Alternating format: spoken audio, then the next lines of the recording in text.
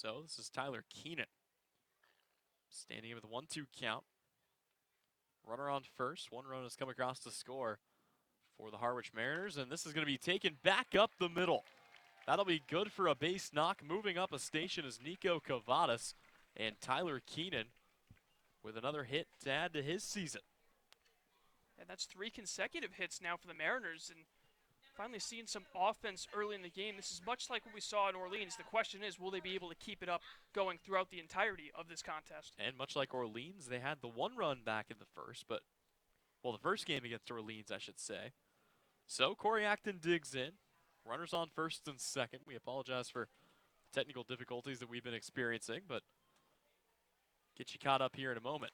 It's the first pitch is a fastball in the outer half, so Dylan Noisy strikes out. Mike Ludwig strikes out. Then Daniel Cabrera rips one back up the middle for a hit. Nico Cavadas gets a base knock, and because of a wild pitch and a stolen base, Cabrera is standing on third. So Cavadas knocks him in with an RBI. Tyler Keenan gets the base hit there, and that moves Nico Cavadas up to second base. Corey Acton digging in. He'll see another pitch. A slider that's just going to catch the outer half, and it's a 1-2 count here from R.J. Dabovich. Yeah, Acton, not a ton of power when he was at Florida, but he was able to get a hold of one in Orleans, send one over the left field fence. A lot of guys for both teams taking advantage of that short porch and left, just 300 feet down that line. So Acton's trying to avoid ending the inning, and he will sky this one high in the air, but foul back into the stands over here to our left. So Corey Acton, an 0-2 count here, and he had some early game heroics yesterday. As we mentioned, was able to get the home run that allowed Harwich to go up 2-0, but after that it was all birds. Here comes the 0-2 from Dabovich. Breaking ball, swing and a miss, and that will end the inning as Corey Acton goes down on strikes. But not before the Mariners strike for one. They lead at 1-0 over Chatham when we come back. You're listening to Harwich Mariners Baseball on the Mariners Radio Network.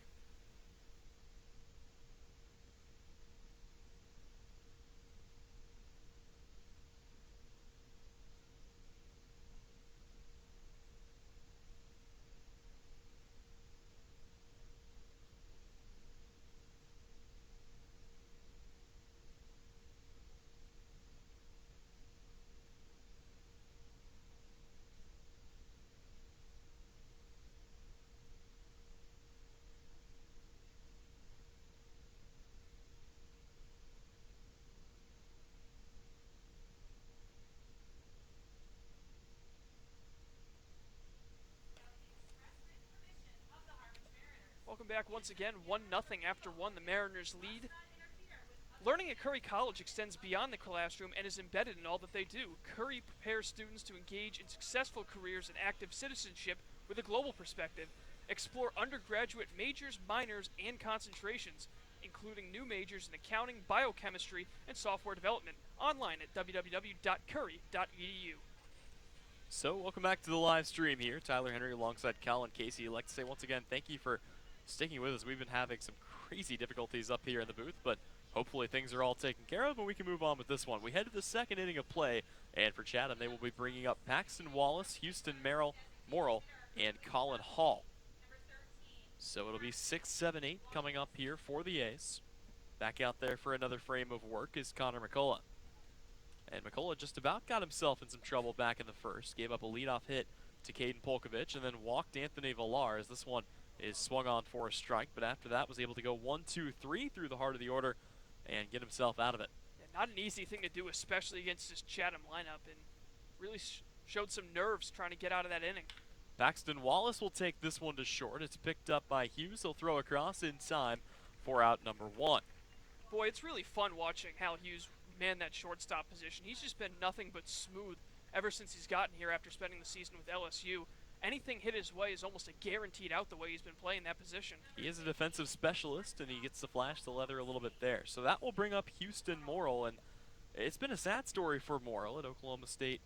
He struggled on earlier, but then had a redshirt during his last season. It's been a while since he actually had a chance to play. But getting some good experience here in the Cape Cod League, and he will dig in. The 0-1 is taken foul down near the Harwich bullpen. Yeah, that's the great thing about the Cape League. If you battle injuries early in the spring in February, March, when you're starting out your season in college, you can really kind of still get the eyes of the scouts by having a great summer. Just a great couple of months can change things for you. 0-2 is a big splitter that catches the zone, and Morrill can only watch it go by for strikeout number 1. That's pretty impressive to have that type of movement on a split-fingered fastball. I mean, it's almost like a changeup where it just drops at the end, and it completely fooled Morrill for out number 2. Morrill may have been sitting on it, but thought it was going to drop lower than it did. So that'll take us to the 8th hole, and that will bring up Colin Hall. Hall stepping in here and trying to start something with 2 away, his team trailing by 1. Hall was one of the guys that was around when these two teams met back in early June. As the first pitch is a fastball that'll miss low and inside. The native of Alpharetta, Georgia, out of the University of Georgia Tech. He'll watch a fastball that'll also miss low, so it's a 2-0 count to start things from Connor McCullough. Yeah, Hall in that game against Harwich back on June 14th, he actually went 1 for 2 with an RBI single, reaching base 3 times. 2-0 pitch, swung on and hit high in the air, but foul back behind the screen. So McCullough fighting his way back. It's a 2-1 count, and a guy that spent 2018 back in the Cape Cod Baseball League with the Hyannis Harbor Hawks. Hit just 167 and with 2 RBIs through 14 games with Hyannis last year, and struck out in 12 of his 30 at-bats. Still watch this one miss low and away. Counts at 3-1. Having a much improved season this year, though. As McCullough sets and deals the 3-1, that's going to be taken right at the first baseman, Nico Cavadas, who will step on first for out number 3. 3 up, 3 down, simple as that. As we head to the home half of the second, Mariners due up when we come back. You're watching Harwich Baseball on the Mariners YouTube network.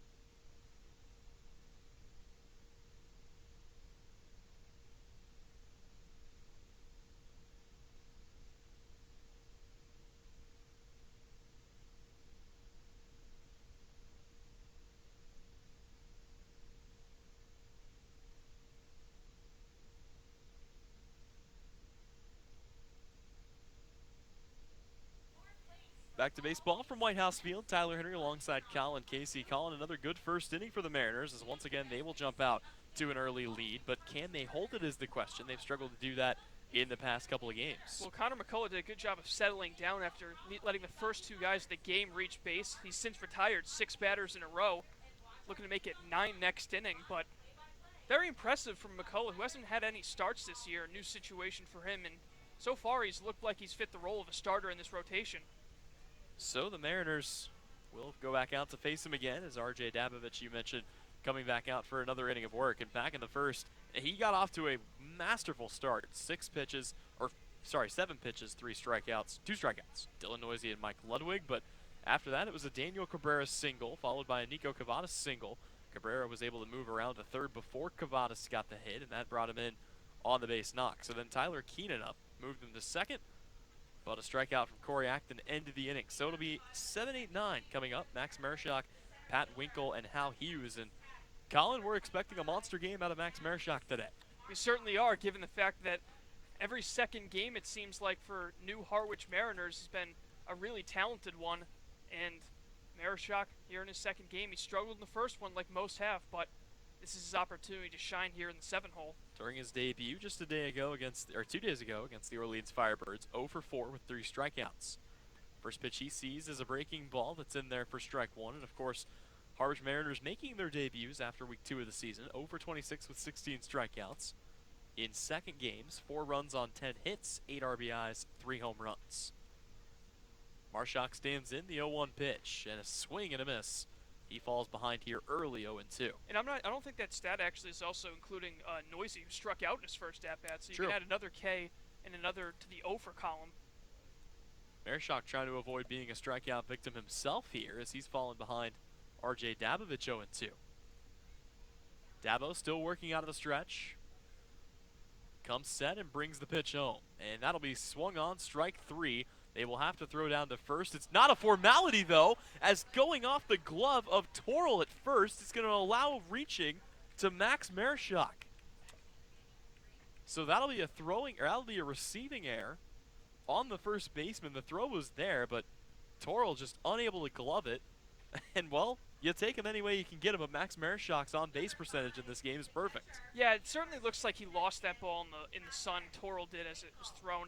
It was a little bit high, but one that he should have easily had and been able to step on the bag. But, you know, that sun setting behind the third base dugout kind of blinded him. And once again, leadoff man out for the first time in this one for the Mariners. So that'll bring Pat Winkle up to the dish. Looking to break a just really tough streak. Taking off his Marshak. He gets a huge jump, and there's not even going to be a throw. That might be the best jump I've seen a base runner get all year long. Max Marshak was halfway to second base before the throw got out of Dabovich's hand. Yeah, I'm not really surprised he was able to jump there. He was in leadoff position for a reason yesterday because of his speed. And you're absolutely right, Tyler. He got a phenomenal jump off of first base. Dabovich will check him back to second. We saw his speed yesterday out there in center field as he was able to range around and make a couple of really good plays. So a dream start here as he reaches on the air and then shows off why he's one of the faster guys in the league. So Winkle hitting with a runner in scoring position and one away, or nobody out. And Dabovich is going to have to call time here as Marshak's playing with him a little bit over at second. Chatham coming into this game 4-0-1 against the East. They haven't lost. The only tie coming on June 20th against Brewster. Well, and of course, we all remember what happened to Harwich base runners as this one's in there for strike two back in that game against Chatham in early June. RJ Dabovich picked off back-to-back guys on first to end an inning, and since then, guys have been a little more attentive to Harwich base runners standing over there on first. So Pat Winkle down 0-2. Runner on second, nobody away. He's taking off again as Marshak. He's going to be, well, he would have been in there safely, but it's fouled back to the screen. And once again, the blazing speed out of Max Marshak. Yeah, I think Winkle might have wanted to take that pitch, but it was right there coming back in the strike zone, so he had to just kind of fight it off to stay alive in the at-bat. But you're right, I think Marshak might have been there in time, but Winkle doing a good job of not allowing it out, even with the runner going to third. Yeah, Marshak had 10 stolen bases last year at Texas Tech, so, I mean, between him and Noisy, an awful lot, but Winkle's going to have to do something productive here. Get the feeling he won't be sent 2 times in a row. Dabovich sets, runner holding on. Here comes the 0-2. That one will be swung on and fouled away, so if nothing else, Winkle turning this into a productive at-bat. It's amazing how similar Marshak and Hurtubise are when they're running the base paths. It seems like there's just endless amounts of movement when they're taking their lead off second base or first base, of course. And it seems like they're just trying to get in the pitcher's head. And so far, it seems like it's worked to try to get Dabovich out of a rhythm. Seen that with Weimer a time or two as well, as this one's going to be fouled away, this time to the Chatham bullpen. So the 6th pitch of the at-bat, and RJ Dabovich has yet to concede one outside of the strike zone. But Pat Winkle fighting everything off, trying to snap what has been a tough streak for him. He got his first hit and his second hit back in his second game of the season, but since then he has gone 0 for, hitting a little bit under 100 on the season. Dabovich ready with another 0-2. Checks the runner back to second and brings the pitch home, and this one will be grounded weakly. They're going to say foul. So it just gets on the right side of the chalk there. And jogging over to third was Marshak. So far for Dabovich, it's been literally hit or miss, as he's got 4 strikeouts, but he's also given up 3 hits in 7 plate appearances so far. So Winkle trying to even things up 4-4 in the strikeout to hit ratio. Yep, and of course one of those strikeouts allowing a runner to reach base as Max Marshak, who stands on second right now, got himself into a good position and was able to steal. This one's going to get past the catcher. That'll allow Marshak to move up easily, as that one goes sailing over the head of Brady Smith behind the dish, and now an insurance run just 90 feet away. Yeah, and despite attacking the zone the way he has, Dabovich, that's now 2 wild pitches in just over an inning now of work, so control isn't completely perfect, and these 2 wild pitches could be very costly. The first one ended up allowing a run. We'll see if It is the same result here with a man on third, nobody out. Situation changes a little bit here. Davovich going to have to be awfully careful. Here comes the 1-2. That one will just miss outside, so the count is 2 balls and 2 strikes here on the 8th pitch coming up of the at-bat. Yeah, and with all the antics that are going on the base pass with Marshak, you're forgetting that Winkle's working a phenomenal at-bat so far. See if he can make the most of it. Here comes the 2-2. He will send that one into the air. Chasing it back is the shortstop, Morrill. That's going to be caught by the center fielder. They're going to send Marshak. It's going to be a decent throw, but it won't matter. Max Marshak in under the tag, and how about the speed? There was no hesitation at all. They knew they were sending him the entire way, and he slides just in under the tag of Brady Smith. A good throw from Polkovich, but it's not enough to catch the speedster as he crosses home. Yep, another great jump on the base pass by Marshak, and it was just Pat Winkle doing his job, getting a ball in the air into the outfield. Wasn't hit all that hard, but with Max's speed over on third, he was able to get it deep enough for him to score and add an insurance run early. The one funny thing about Pat Winkle, he may not have had a hit in about 5 games, but he's had 3 RBIs since then. I mean, he's been doing his job, as all 3 of his RBIs on the season have come in crucial moments for the Mariners. First pitch will miss here to Hal Hughes, low and inside, and the count is 1-0. Yep, and sometimes that's all you need is just fundamental baseball. If you're not able to drive a pitch and you're not seeing the ball as well as you'd like at the plate, you can still find ways to contribute, even if it means not getting a hit. So Hughes stands in, 1-0 pitch, and he will wave at that one down and inside. Count is even at 1-1. Still no shift being played here on the Mariners, as Chatham pretty content to play things straight up. Corner infielder is in, though, as Ben Ramirez over there on third base playing just about on the infield grass. Here comes the 1-1. That one will be fouled away. A little half-hearted swing by Hal Hughes, and he's fallen behind here, 1-2. Hughes, of course, it seemed like he's been making better contact over the last couple of games. Been driving the ball. I think he had a couple of hard hit balls up the middle, but wasn't able to reach base. So we'll see if he can start picking up that average. 1-2 pitch. That's going to be taken right at third. Ben Ramirez will throw across the diamond. It's going to be dug out at first. Good play by Terrell, and that is going to be good for out number 2. Yeah, once again, right on cue, there's some pretty solid contact, but Ramirez, one of the best defensive third basemen out there, right up there with Tyler Keenan, able to make an easy play. Did skip the throw-in, but Torrell able to make up for the error back in the back earlier in the inning. So just an unearned run given up so far with 2 away by Davovich in the second inning. So that'll bring Dylan Noisy back up to the dish. He is 0 for 1 with a strikeout today, and we'll get a second look at the man who made the All-Big 12 second team.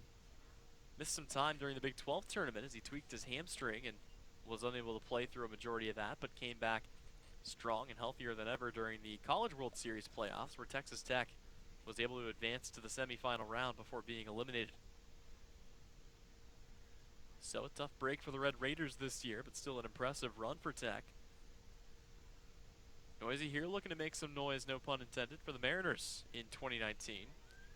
Pretty good story for him as well when you look at where he came from, as the 1-0 pitch is going to be a breaking ball that just gets in there for strike 1. He played his freshman season at McLennan Community College for Coach Mitch Thompson, who developed him pretty well. He hit 333 that year, 44 RBIs, and that got him a look and a transfer to Texas Tech, where last year he hit 298, and now he finds himself in the Cape Cod Baseball League, as he'll cut it a 1-1 pitch and miss. So Colin really climbing the ranks there, going all the way from community college to summer baseball's biggest stage in the course of about a year and a half. Yeah, and this is what you love to see out of some of these guys in the Cape League. It's just their stories of how they've gotten here. There's just so many different paths there are out here on the Cape.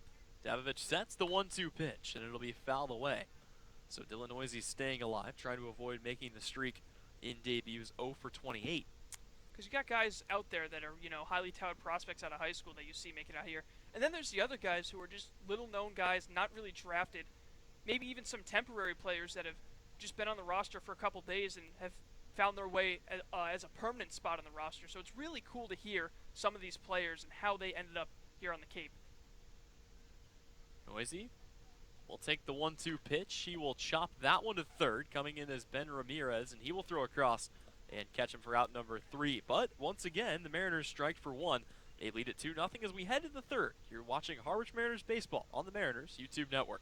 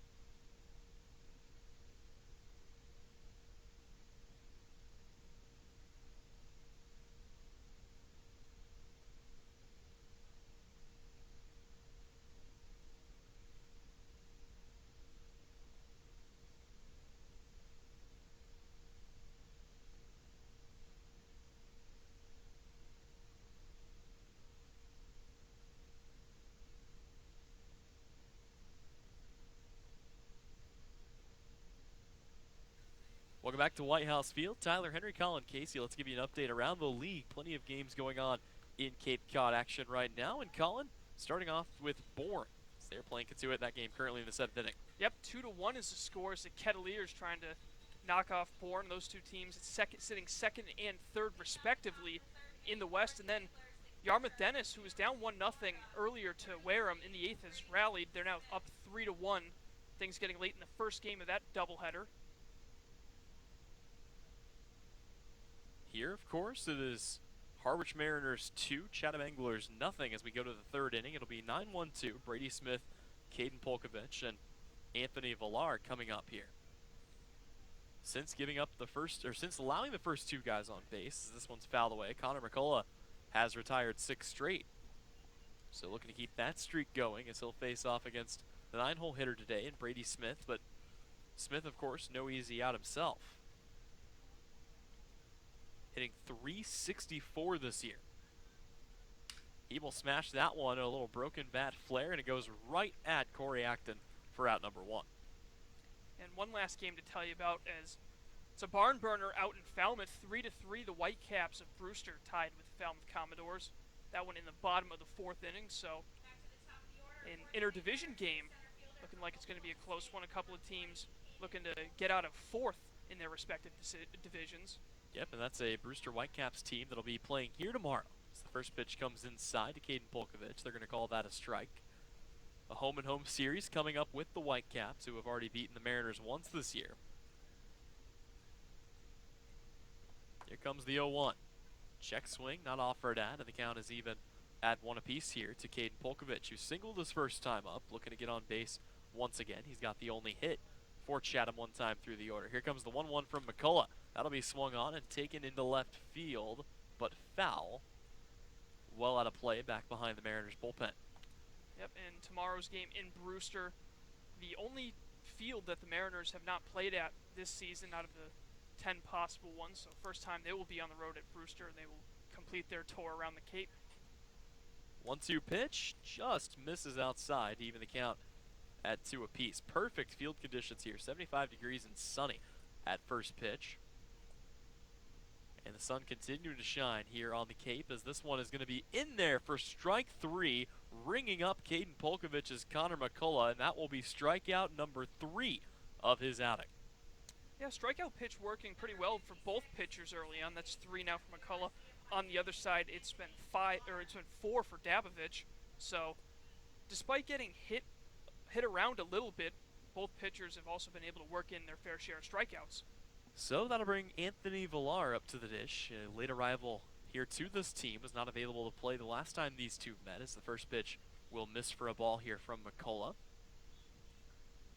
Out of the University of Miami, played and started every game as a freshman.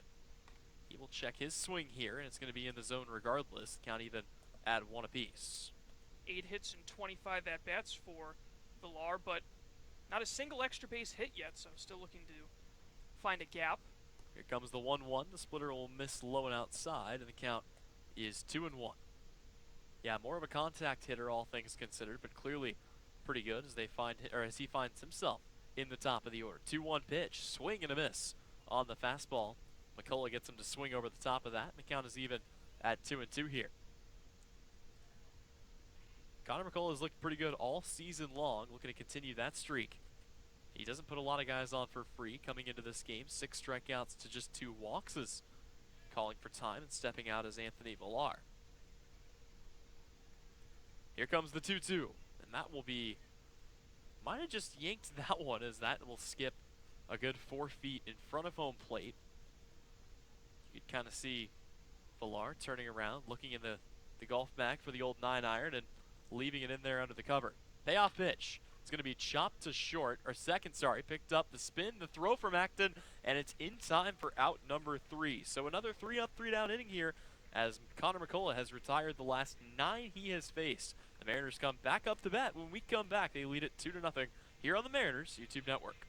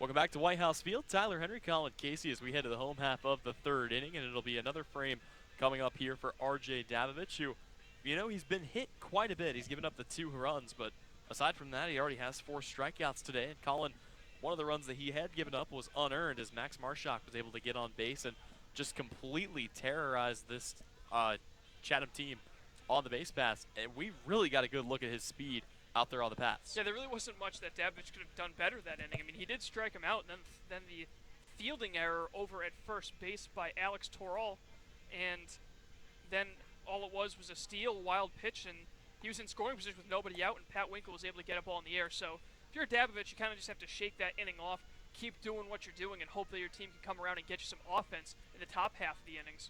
So Mike Ludwig will dig in here for a second time. He's 0 for 1 with a strikeout today. And, you know, it was kind of interesting. You and I talked about this. 3 guys coming back from the College World Series Home Run Derby that were represented by Harwich. And in case you're wondering, by the way, that's 3 out of the 6 that participated.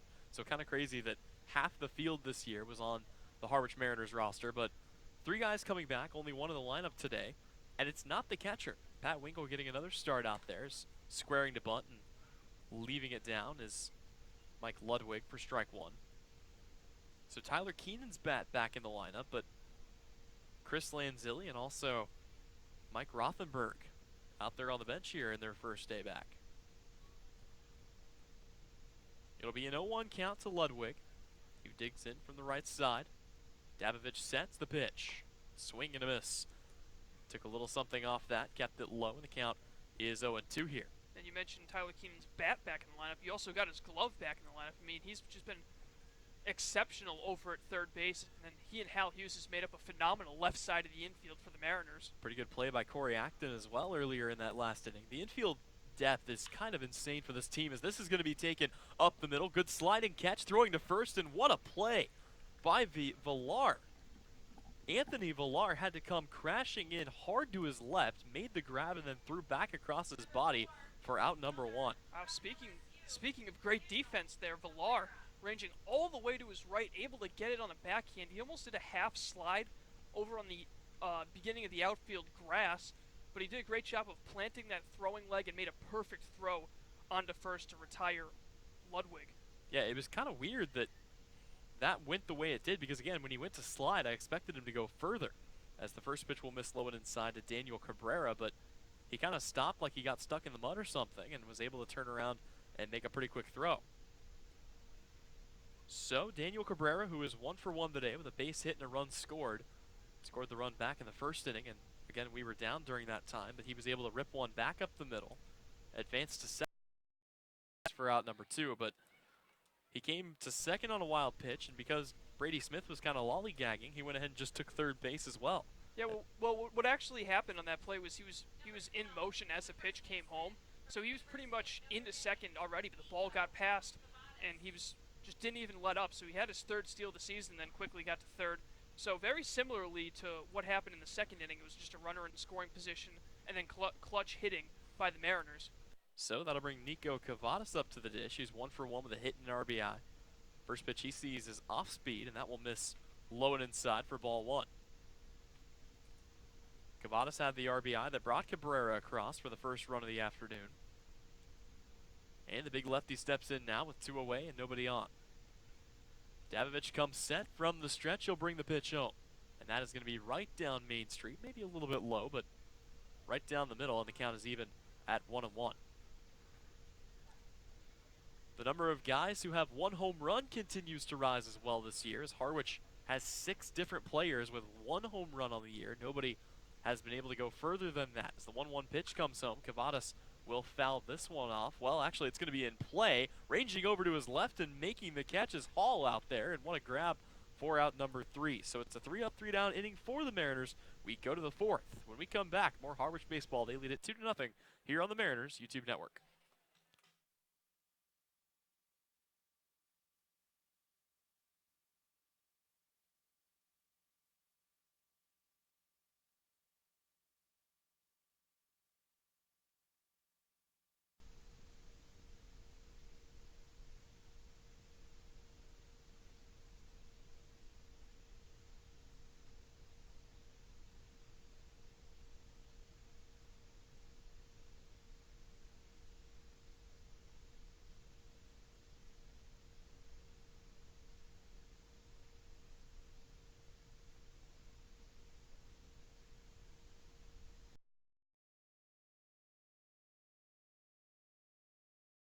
Nine consecutive batters retired.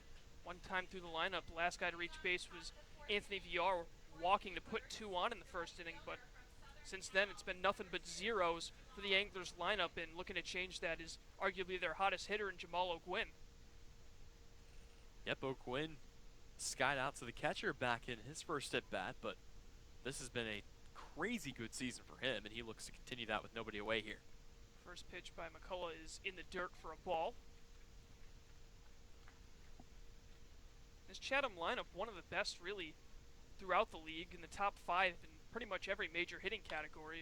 There's a ground ball towards short. Hughes with the backhand long throw across the diamond, and it is in time. And once again, Hal Hughes showing off that big-time arm strength, one away. Yep, he's been fantastic this year. One thing you and I were talking about during the break, Colin, was the off days for the Harwich Mariners, or not really off days at least. You look at what they have had scheduled. The first one on the 13th was canceled due to rain. They came out, suited up against Bourne, and then couldn't play the game. The next off day they had was on the 17th. That was actually played with Bourne. First pitch is swung on and missed. Then they had the Fenway day, and then an off day yesterday. But with the makeup games against YD on the 8th and 15th, they're not going to have another off day until the 22nd of July, which will be, I believe, the All-Star break. So it's going to be a long stretch here for the Mariners where they're playing in games. Those are scheduled off days, of course. Yes. 1-0 pitch to Alex Torrell is in the dirt, 2-0. Everyone just hoping we can get through enough games to complete a season here at this rate. Generally speaking, the weather forecast for the next 7 or 8 days looking pretty good, so hopefully we'll get a lot of baseball in here during this week of 4th of July festivities. And there's a ball to make it 3-0 now to Torrell, who struck out swinging back in the first.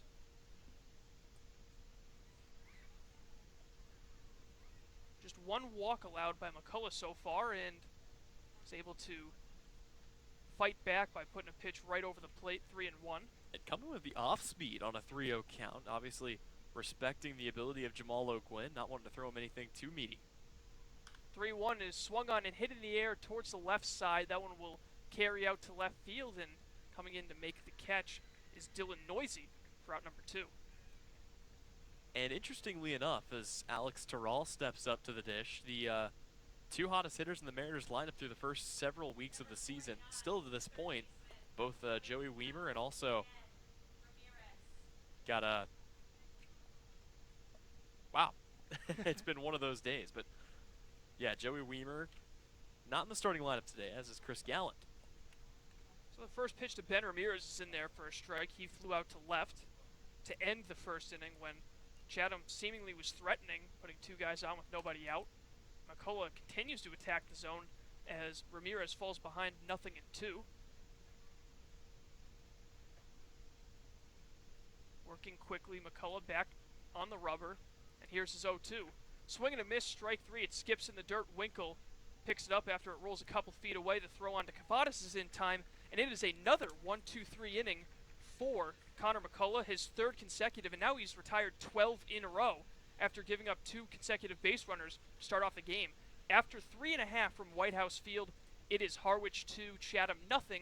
You're watching Mariners baseball on the Harwich Mariners YouTube network.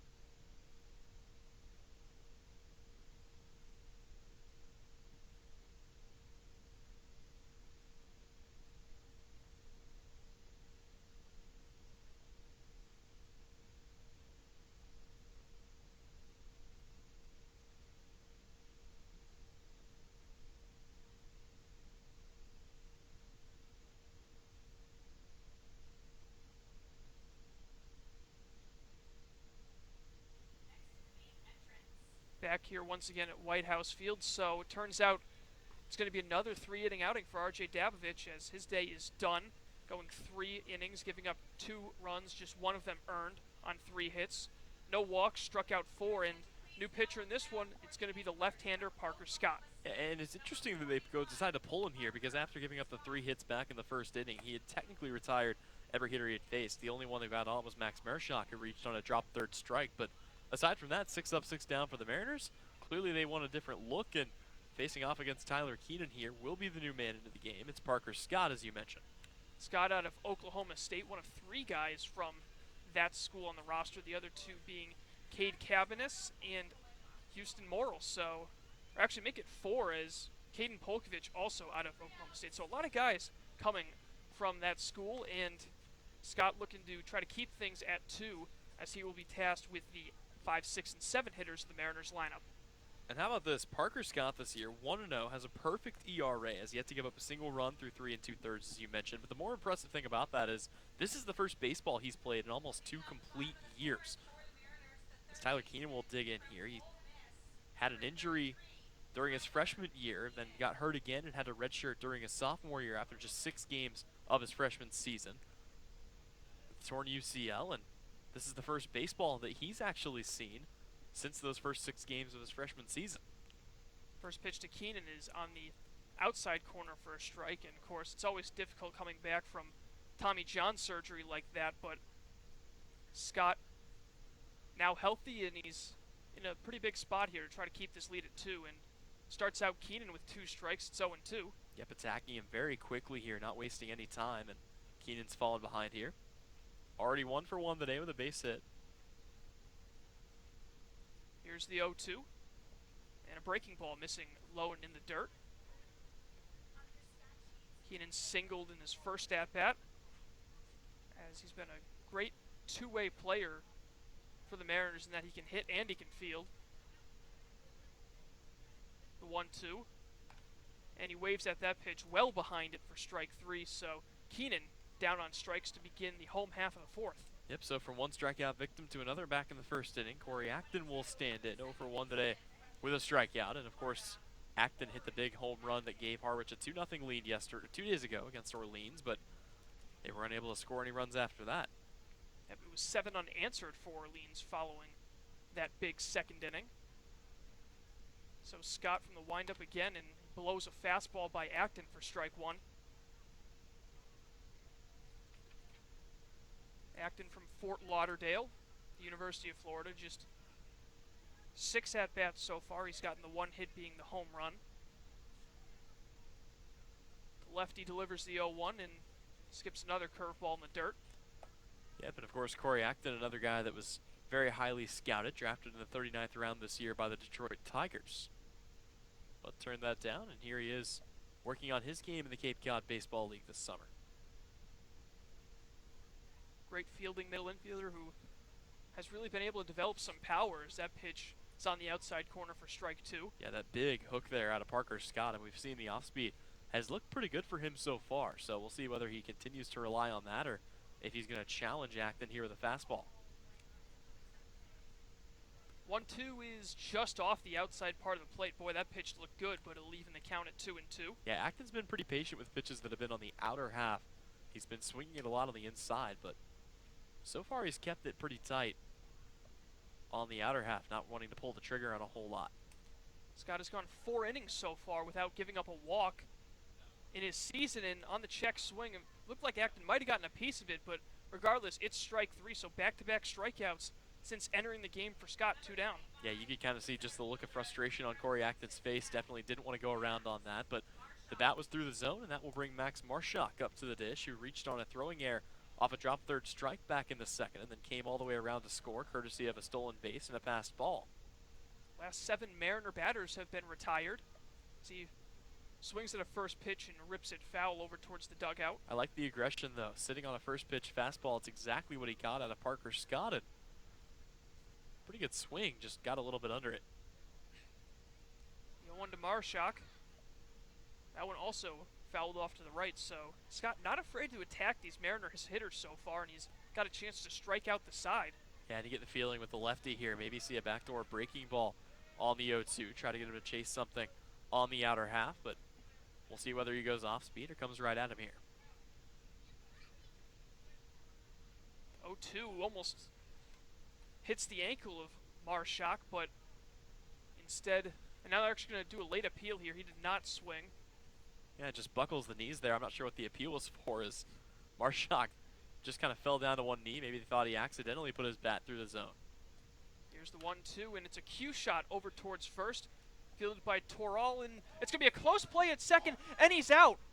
Boy, that one looked close, and I think Marshak might have gotten the foot there in time, but Ronaldo Cockrum disagrees, and that's going to be a 1-2-3 inning to end the 4th, and Parker Scott able to retire the first 3 batters he's faced. We go to the 5th. The Mariners still hold a 2-0 lead. You're listening and watching Harwich Mariners Baseball on the Mariners YouTube network.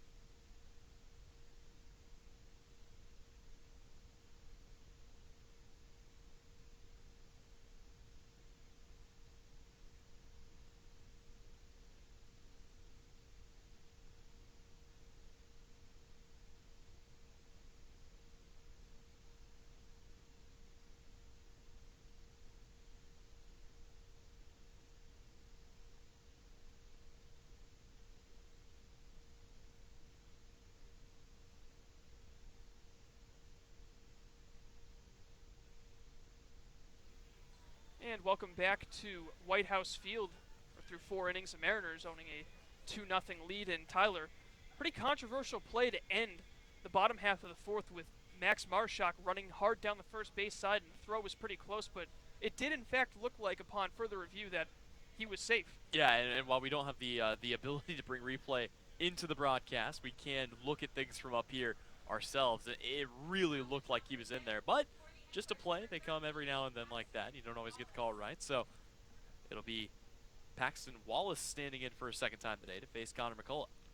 First pitch, Wallace looks at, misses low. And McCullough is able to go this inning and get some help from the bullpen should he depart after 5. He's currently in line for the win. As that misses low, 2-0. Yep, Paxton Wallace out of the University of Wichita State. So a shocker, and one of a few guys from that school here on this squad.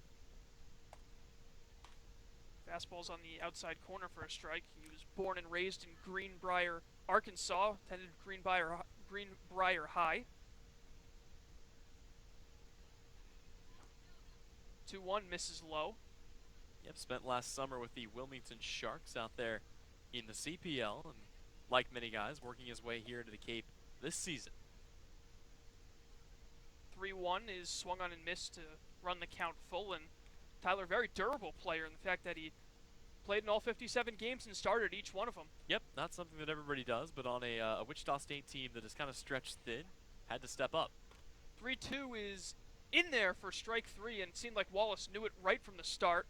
And after ending the fourth with a strikeout, McCullough begins the fifth the same way, one away. And if you take away the hit from Caden Polkovich to lead off the game and the walk from Anthony Villar right after that, Connor McCullough has retired every single batter that he has faced.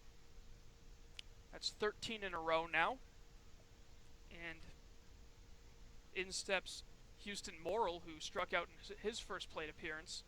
He misses the first pitch down low as McCullough, it seems like, really trying to exploit that low strike. Or, of course, trying to get guys to swing at a pitch in the dirt. And once again, he falls behind 2-0. Well, Colin, one thing that I don't think we've seen in about a week is a situation where the Mariners enter the 7th or 8th inning up by a couple of runs. And when they do that, they're able to bring in the back half of their bullpen that's been great this year. There's a high drive well down the left field line, but foul, as a little bit out in front of that was Morrill, but that looked like it had home run distance. But if you put yourself in a position where you can get Jared Weatherby, Tommy Vale, Joe Boyle to come into a game with a lead, you feel pretty comfortable about holding on to that. It's just that they've been trailing going into the final third in a majority of their last few games. 2-1 will miss low and inside, and as of right now, no one warming in that pen for the Mariners, so McCullough with a ton of confidence. I mean, he hasn't given up any hits since the start of the game, and it was just a lone one, and right on cue, a ball up through the left side of the infield for a base hit, and that streak of 13 consecutive batters is over, and why in the world did I open my mouth? Well, it happens sometimes, but that'll put him on first for Colin Hall, and still one away in the inning, so the infield will go to double play depth here, try to end it on a ground ball. Colin Hall grounded it to first base his first time up. And that was actually the first hit by either team since the first inning. That's the unearned run in the second coming off of an error for the Mariners. The first pitch to Hall misses low and in. Quick final to pass along to you. It was a 4-1 victory for Katuitt over the Bourne Braves, so they will increase their stranglehold over the bottom part of the West. As with a victory today, Katuitt moves up to have 21 points. That's 10 more than Falmouth, who sit in third, really distancing themselves between the top and bottom half. And you know, a loss from Falmouth as well, and coupled with a win by Hyannis, can really be a little more interesting at the bottom of the West, as Hyannis trying to get their season back on track, currently in the basement at 3-12-1.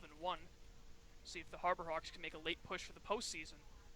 The 1-0, and missing low is McCullough's. He get that ball at the bottom of the zone, but it hasn't really been working this inning.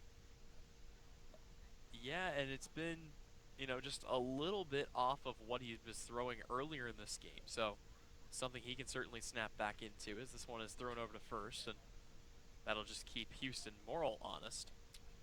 Now warming in the pen for the Mariners is their long reliever, Will Heflin. Fastball misses high, and control starting to really dwindle for McCullough. It's now 3-0 to Hall. But Heflin has gone 8 1/3 innings, not giving up a runs, and it's 12 strikeouts compared to 3 walks. So a great start to the season for the Volunteer, and that pitch will catch the outside corner to make it 3-1. Yeah, and there have been several guys in the Harwich roster that have looked good through a couple of innings. The fact that Will Heflin has done it through 8 1/3, as you mentioned, has been even crazier. 3-1 to Hall, and that one is fouled back, so McCullough not going down easy, trying to maybe get a double play ball and get out of the inning. Well, once again, just fighting his way back in a count. We've seen that so many times this season where, and especially today, I mean, he's fallen behind a bunch of guys 3-1, 3-0, but he always works his way back into the count before something happens. Payoff pitch, runner going. It's a chopper towards the mound. McCullough will field it, and if the throw gets away, throw goes all the way towards the bullpen, heading into third is Morrill, and he's being waved around. Here comes the throw to the plate, and it goes over the head of Pat Winkle, and into third is Colin Hall, as a comedy of errors brings home the first run for Chatham, and now the tying run is on third with just one down. So it's going to be a pair of errors. One will go at first against Cavadas, the other will go on Acton, and it's a Little League triple for Colin Hall. And now pitching coach Jeff Neiman's going to head out there, and it's really tough to say what he's going to tell McCullough there after just a disaster of a play, which resulted in a run scoring all the way from first, and Hall, on a ball that barely got out of the infield, it was just over in the Anglers' bullpen area, and Hall, with his speed, was able to get all the way to third on the two errors. And of course, the issue here, I mean, the run will be unearned, but the big thing, as you mentioned, is now the tying run is just 90 feet away with one out. So that brings a sac fly into play. That brings a number of things into play. A softly hit ball could very well score him. So you're going to see the infield come in and try to prevent the run. It'll be Brady Smith coming up to the dish, who, as we mentioned, may be hitting in the 9-hole, but he's one of the best hitters on this team with an average this year of 308. And yep, here comes the infield. Middle infielders, both Acton and Hughes, coming in out of the grass, so they'll try to get that out at home on a ground ball. First pitch to Smith misses inside, 1-0. And a really quick stat update, he is hitting 364 on the season, so clearly a strategic move to put him down here in the bottom of the lineup, and that's the reason that you do that. McCullough was able to get him to pop out back in the third, and he swings and foul tips the pitch to make it 1-1. Things were looking really good so far for the Mariners, then all of a sudden a single and a couple of errors on the same play has put their lead in serious jeopardy. The 1-1, up and away. Yeah, we haven't seen that this year out of anybody. I mean, you definitely get that at all levels, but not something that we have seen in a Harwich Mariners game this season. There's a fly ball out towards left field down the line, and no one's going to get there in time, and might have been a good thing, because if that ball had been caught, I think that Hall would have been able to score given the momentum going towards that left field wall. Well, and also for Tyler Keenan, I mean, you've got the bullpen to contest with out there, so he doesn't want to risk going into the bump that those guys are working on. So it's a 2-2 count here, and a big play coming up for Brady Smith, who's been one of the hottest hitters in the Chatham lineup. Caden Polkovich looming on deck. The 2-2 misses upstairs to fill the count. And the one thing that you feel like could just completely restore the confidence of Connor McCullough, if he can get a strikeout here on Brady Smith, that would be big going forward into the next batter. And the payoff pitch misses in the dirt for ball 4, so that'll put runners at the corners and the go-ahead run on first. And the top of the order due up for the Anglers, Caden Polkovich, who's 1 for 2. But this could be a blessing in disguise. That does bring the double play back into things. So if Harwich can roll 2, they could get out of the inning unscathed. So the corners will come in. The outer field guys will go to double play depth. And now Coach Engler will head out there to the bump. And this might be the end of the day for Connor McCullough. Yep, looks like Will Heflin will be the new pitcher coming in for the Mariners. And we'll talk about what Heflin's done this season when we come back. Once again, you are watching Harwich Mariners baseball on the Mariners YouTube network.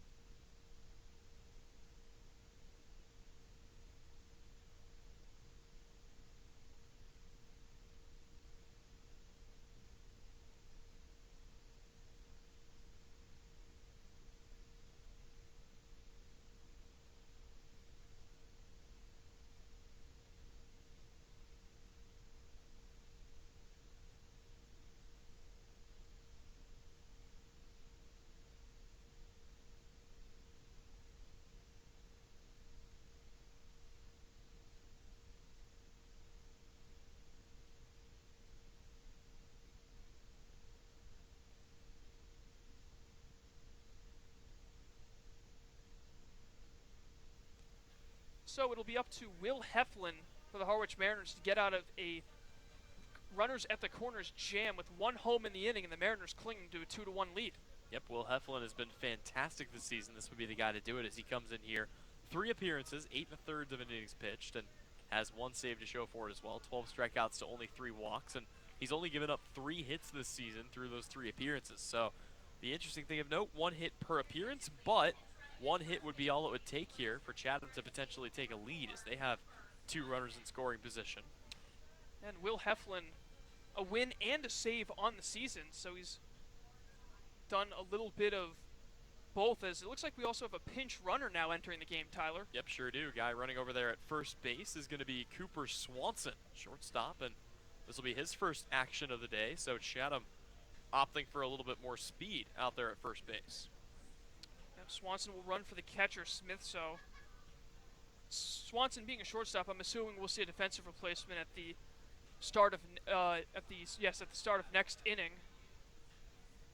But for now, it's going to be Swanson. He does represent the go-ahead run, so every runner crucial at this juncture of the game. And now Heflin looking to get a double play ball or perhaps a strikeout to sort of calm things down after the run scoring on a play where 2 errors took place on a grounder just to the pitcher. But Caden Polkovich will dig in as the Oklahoma State product with a great opportunity to tie things up for his team. This is a really smart move out there by Coach Tom Holliday, as he's probably going to have Cooper take off early here, and that eliminates the double play. So the question is whether or not you risk a throw down to second.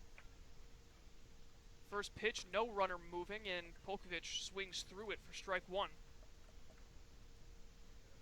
I mean, worst case scenario, you could still tie the game 90 feet away, and you're not going to give up a guy at second, but we'll see what they elect to do here with an 0-1, and it's a big-time lead for Cooper Swanson.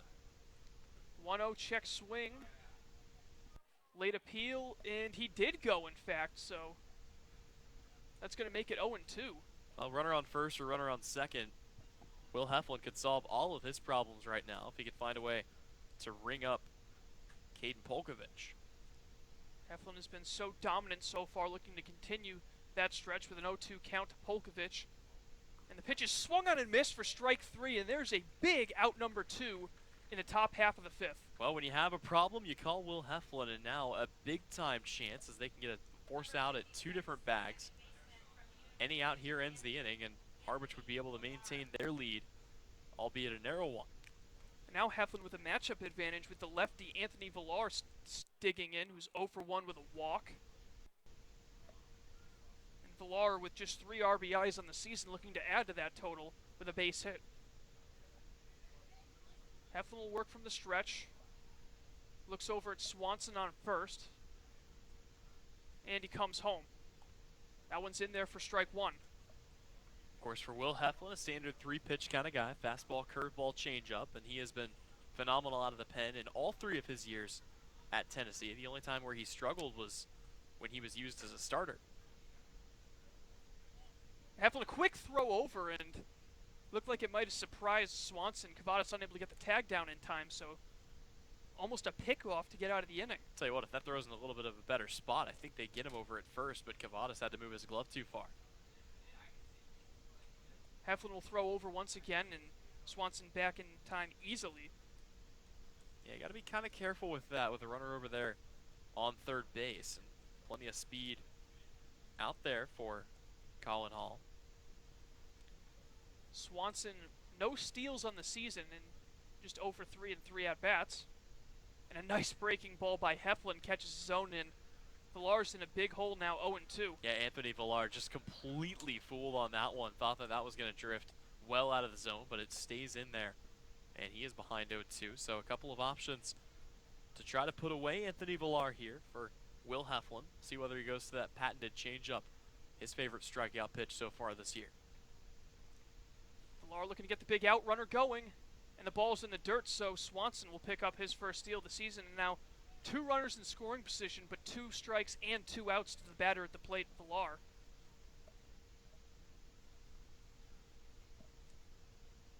This inning started with a strikeout. Wallace went down looking, then Morrill with a single, and he came around to score on the error that put Hall on third. And then Brady Smith walking, and then the pinch runner Swanson swiping second, and time will be granted to the batter, so Villar taking a minute to gather himself. Yeah, still a couple of pitches to waste here for Heflin if he wants to, but we'll see what he elects to go with on a 1-2 count. Jamal O'Gwyn waiting on deck. And the 1-2. Missing high, and Tyler, despite first base being open, I don't know if walking him is really a great idea, so I'm sure Heflin really trying to get the out 10 the inning. I mean, the worst case scenario is having Jamal O'Gwyn come up to bat 0 for 1 today. He'll be looking for his first hit, and you wouldn't want him to do it with the bases loaded. The 2-2 pitch.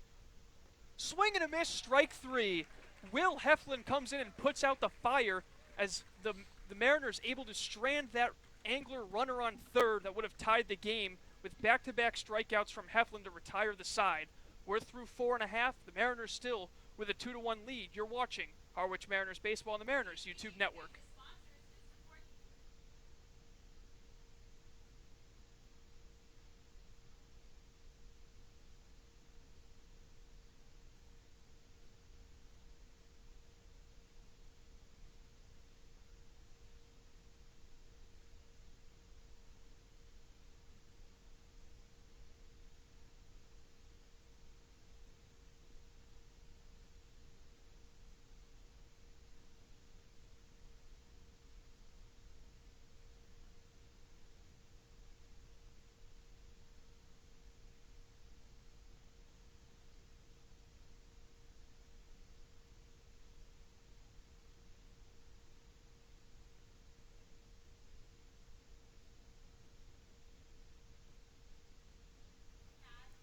Parker Scott will head out there for his second inning of work, and his team was able to get a run back following a couple of errors in the top half of this fifth inning. But Tyler, they really were in an opportunity to add on to that lead with a 2-1 situation and that tying run on third with just one out, and they just weren't unable to get the job done. Well, not only did they have a golden opportunity, but you got to think a lot of momentum going in their favor and things spiraling out of control for the Harwich Mariners after the Little League triple. So, you know, they're able to get the opportunity but can't bring anybody across. And how about Will Heflin coming in? I mean, when you have a problem like that, you call the fireman, and that's exactly what Will Heflin has been so far this year for the Mariners. He comes in and gets back-to-back strikeouts to end the inning and end the threat for the A's.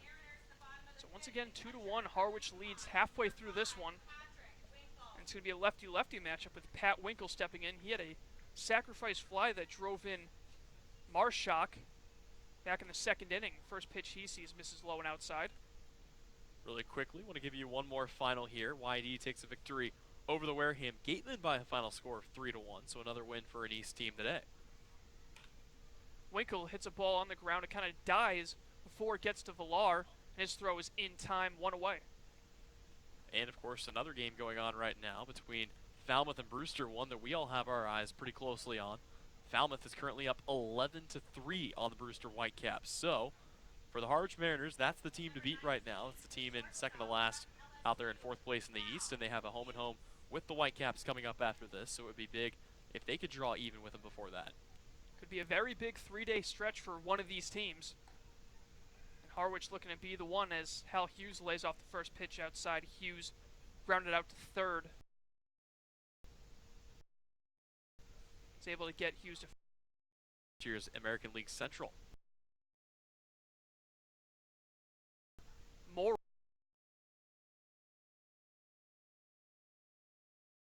And they have yet to get a hit, so you know, we'll see whether that continues to hold out or if the offense can come alive again here later on. But this is the same thing we saw in both of the Orleans games and in the game against YD before that. First pitch, Noisy sees misses, and as you mentioned at the top of the broadcast, Tyler, Noisy trying to buck that trend that has been following around new Mariner additions where they aren't able to get hits in their debuts. Here's the 1-0, fouled straight back. Baseball stats are some of the strangest things in the world. They're also some of the most fun things in the world. You know, you can have a stretch of 14 games where you pick a couple numbers apart, and it's like, this shouldn't be a thing, but it definitely is. The consistencies start to form, and again, second games have looked good too. There's a curveball that misses high, and thing is with how deep baseball stats go, you can pretty much find new records and new stats that people can lead the league in almost every day. I mean, combinations seem endless. The 2-1 is chopped to the third base side. That'll even the count at 2.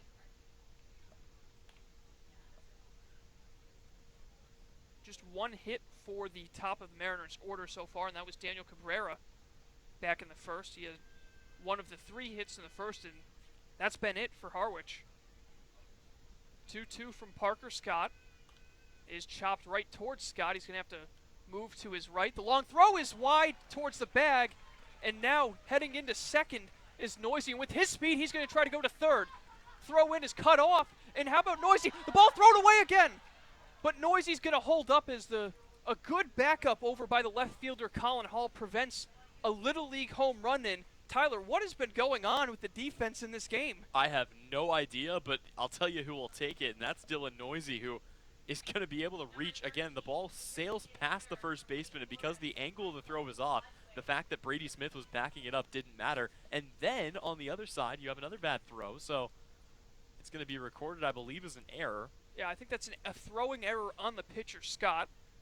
As a wild throw, that's both pitchers just having trouble gripping the ball and getting the throw in, although the throw by McCullough was actually a fielding error by his first baseman. But now that is 2 errors for each team so far, and the tables have turned. The Mariners with a man in scoring position with 2 away because of an error, and Ludwig at the plate. Scott will have to work from the stretch for the first time, and Ludwig behind on the fastball, 0-1. Yeah, the first guy that Scott has allowed on base, and it comes on that. I mean, he retired the first 5 guys that he faced, but then a couple of errors put him in 90 feet away. It's a breaking ball missing low, and it's technically an unearned run for Scott, but he was the reason because of it due to him throwing that ball wide. But he's looking to keep the lead, or the deficit, I should say, at 1. The pitch to Ludwig is fouled straight back. Ludwig struck out in the first, grounded out to second in the third. Mike Ludwig still looking for his first RBI on the season through 35 at-bats. Kind of funny to think that the guy hitting around the little above 300 has yet to drive a run in, but that is the case for Ludwig, and I'm sure he'd love to get his first here. Just 1 extra base hit as well, that being a double. So 8 singles and a double so far this season, but a single will get the job done. And the 1-2 from Scott. There's a line drive out towards left center field. Coming in fast and making the catch is Colin Hall. Boy, did his speed pay off there. The catch there preventing a 3rd run for the Mariners, and the side is retired. We're through 5 innings from White House Field, and the Mariners clinging to a 2-1 lead. You're watching Harwich Mariners Baseball on the Mariners YouTube network.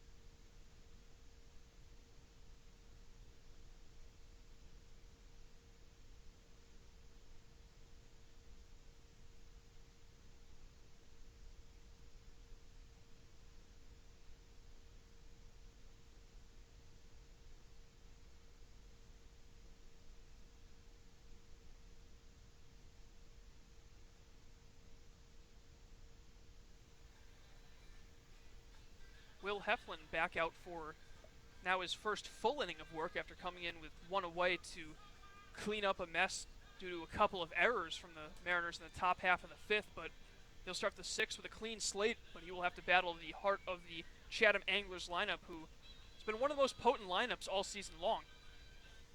Yeah, and this has been tough on opposing pitching, but Will Heflin, again, he's a guy that can go the distance if he needs to, and you get the feeling right now he's just trying to set things up for Joe Boyle if he can go that long, and we'll see how long they leave him in there, but plenty of options out of the bullpen for this Mariner squad. He's able to get it to the 9th. Going through the 8th, it would be 3 2/3 innings. believe he went 3 1/3, might be his longest outing so far. I'll have to check that. But Heflin used to being a long reliever, and this is the perfect situation to use him. We'll see how he does, though, against Jamal O'Gwyn, who's 0 for 2, but as I mentioned at the top of the broadcast, leading the league in a couple of hitting categories. Heflin from the windup for the first time. And his first pitch is lined sharply out towards right field, but right at Daniel Cabrera. Makes a catch for out number 1. Yep, one pitch, one out. You love the efficiency there. Out of Will Heflin, and now he'll get Alex Terrell for a second time today, or third time I should say. He is 0 for 2 with a strikeout to fly out. Terrell, the first baseman. One of 4 guys to have errors in this game, and what's been a very sloppy game defensively for both teams, as 2 of the 3 runs scored have been unearned. First pitch is fouled straight back. Well, and how many times do you see 4 errors in a game and they come on 2 plays? I mean, 2 plays that looked pretty similar and ultimately yielded about the same result. I believe it's 2 throwing and 2 fielding errors this far. So a mix of both. Heflin's 0-1 pitch is lined foul, fading left and into the seats. So after Chatham got a 15-1 victory yesterday in what was the biggest margin of win for any team in the Cape Cod League this year, it looks like Falmouth wants to get on their heels as they're up 12-3 over the Brewster Whitecaps. That game through 7. Breaking ball misses low and outside for a ball. And Harwich, after a lot of road games to start the year, has got a nice little stretch where 4 of their next 6 games, including today's game, will be from the comfort of White House Field. Yep, I believe that includes a doubleheader against Wareham that'll be made up from earlier this year. 1-2, swing and a miss, strike 3, and 3 of the 4 batters that Will Heflin has faced since coming out of the bullpen have been retired via the K, and there's now 2 away in the top of the 6th. Yeah, he just continues to put up monster numbers so far for him this year. 15 strikeouts to only 3 walks and 3 hits allowed. So just continuing to blaze through opposing hitting, and coming into a big spot, worked his way out of it, didn't even hurt his teammates' numbers. So it'll be up to Ben Ramirez to keep the inning alive. And he lays off the first pitch inside, and McCullough and Heflin have done a great job of silencing this part of the order. 3, 4, and 5 hitters currently 0 for 8 with 3 strikeouts. Here's the 1-0. There's a ball hit high in the air, but playable in center. And actually, it's going to be the shortstop, Hal Hughes, backing up to make the catch. So after a rough inning in the 5th, it's Will Heflin coming in and pitching a 1-2-3 6th. And after 5.5 from White House Field, the Mariners with a 2-1 lead here on the Harwich Mariners YouTube network.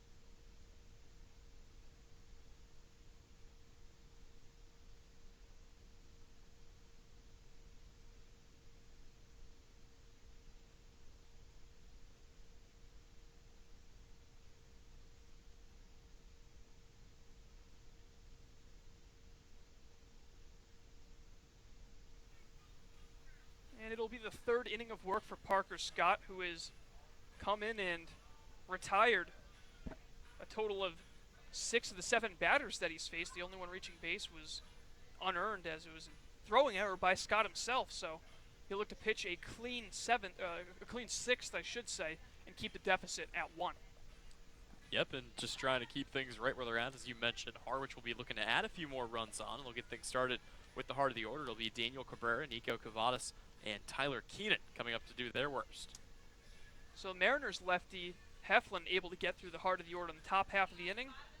Let's see if Scott can do the same in the home half of the 6th. As it's Cabrera who's 1 for 2. He singled, stole second, reached third on a wild pitch, and came around to score on an RBI single by Nico Cavadas. And then in the 3rd, he grounded out to the first baseman, Torrell. Scott will work from the windup. And Cabrera able to take the first pitch low and outside. So Daniel Cabrera, who, as you mentioned, reached and came around to score back in the first, grounded out to first back in the third here in his third hacks of the day. Cabrera with a patient start to this at-bat, ahead in the count 2-0. And despite a couple of slow games, still hitting awfully well this season. He's become one of the more consistent hitters in the lineup. And that ball in the dirt. So it's 3-0 now. Cabrera this season hitting .217, 5 hits to 2 extra base hits, and a home run for him. Cabrera making his debut back on June 22nd. And he is able to work a 4-pitch walk. So the leadoff man is on for the Mariners. And they'll bring up the cleanup hitter, Nico Cavadas. Yep, Cavadas already 1 RBI on the day. Base hit back in the first that scored Daniel Cabrera, and then a fly out to left field back in the third. So he'll look for another productive at bat. And he got off to a slow start, but I feel like we've said that every broadcast. But still, I mean, his hot streak continues. Hitting .255 this year, 12 hits for him. Cavadas also leading the team in RBIs with 7. Make it 8 actually, and there was a close play on the pickoff move by Scott, as it's actually now 8, including the RBI he had today, which was back in the first inning. He also flew out.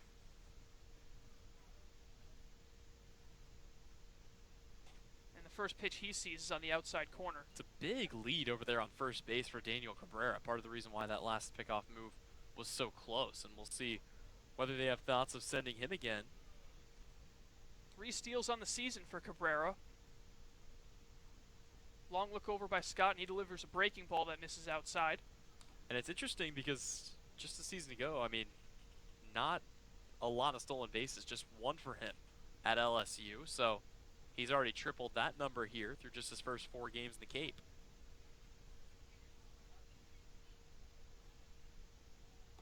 One just missing low. Parker really wanted that call. But home plate umpire Mike Ribideau says it's just a tad bit low, below the knees. Now Cavadas with a hitter's count 2-1. Cabrera with a 2.5 step lead. And Cavadas lays off a fastball that catches the outside corner. Yeah, for Cavadas, only 4 walks this year. He has not been particularly patient, but seems like when it's mattered most, he's worked his way deep into counts and has either struck out or put the ball in play. Cabrera tied with the team lead and walks with 5. That pitch misses low in the dirt to run the count full. Joey Weimer, the other Mariner batter, with 5 walks. Weimer getting the day off here, with Noisy in left making his debut, and a quick snap throw over almost gets away from the first baseman, Torrell. Yeah, got to be careful with that. It seems like 1 through 9, what this team has more than anything else is speed.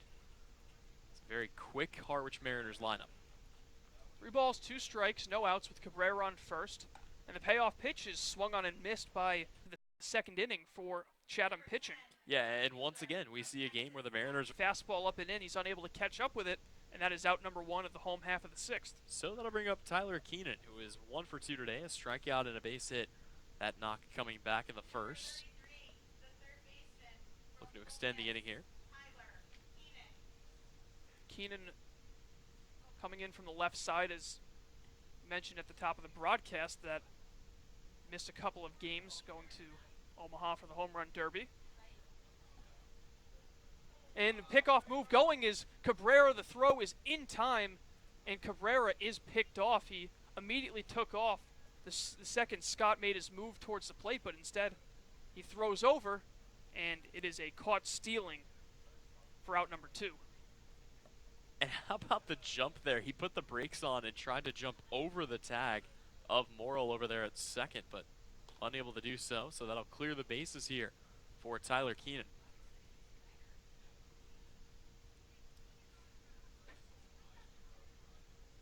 Keenan looking to start a 2-out rally, as there's a swing and a miss for strike 1, and that's how the Mariners were able to get their first run after back-to-back strikeouts to begin the game for R.J. Dabovich. It was Cabrera who had a single and then found his way over at third. Cavadas was able to drive him in, all of that coming with 2 outs, and then Keenan was able to add another hit, but Acton struck out to end the possibility of any further scoring as that fastball misses low.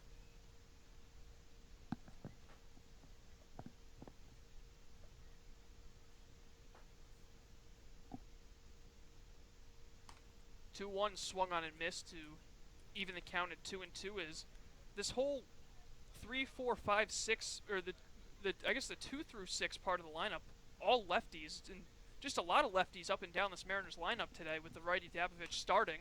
And there's an inside-out swing out towards shallow left center, a diving attempt, and the ball gets down as it was Polkovich who tried making the diving catch in shallow center field, but to no avail, and it's a two-out single once again for Tyler Keenan. Yep, finding his way on base once again. It's been feast or famine for him as his batting average continues to rise, but able to get a couple of hits here and adds a strikeout to it as well. So Corey Acton comes up looking to buck the trend. He is 0 for 2 today with a pair of strikeouts. And with 2 away, he'll look to avoid ending yet another inning. Yep, Acton striking out swinging both times in the first and the fourth. Scott's first pitch is fouled off to the left. Yeah, Parker Scott he looked unhittable coming into this inning. The only runner I put on base was the error that came back in the 5th, but since then a couple of guys have found their way on against him. Breaking ball foul tipped into the glove and Acton in danger of striking out for the 3rd time. Yep, so far the only hit Acton's had has been the one over the wall against Orleans in Game 2.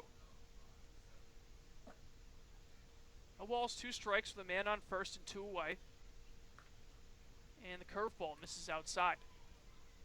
Through 5 at-bats for Corey Acton coming into this game, 3 strikeouts. So 5 strikeouts through his first 7 at-bats. And a walk as well. So you talk about a guy who believes in the 3 true outcomes. As a pickoff move over to first is not in time. Every single time Corey Acton's come up to the dish, it's been either a strikeout, a walk, or a home run. From the stretch again, Scott. The pitch is chopped foul. Scott, since entering the game in the 4th, recorded 3 strikeouts and just the lone hit given up. That was just a moment ago when Keenan was able to reach base. Walk and an error, the other 2 base runners for Harwich since Scott has entered the game. Here's the 1-2. And a swing and a miss for strike 3, so make it 4 strikeouts now for Scott in 3 innings of work, and that'll end the 6th inning. But the Mariners still with a 2-1 lead over the Chatham Anglers. We'll be right back. You once again have been listening and watching Harwich Mariners Baseball on the Mariners YouTube network.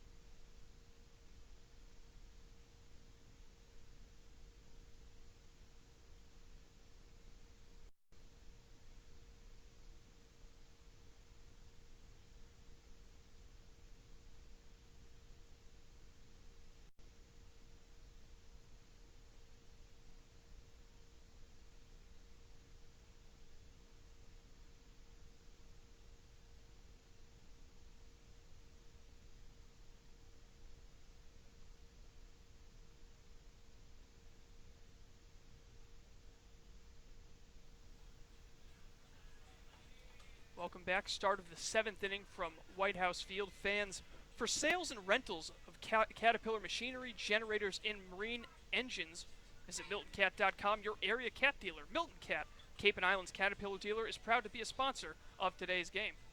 So we head to the 7th inning here. It'll be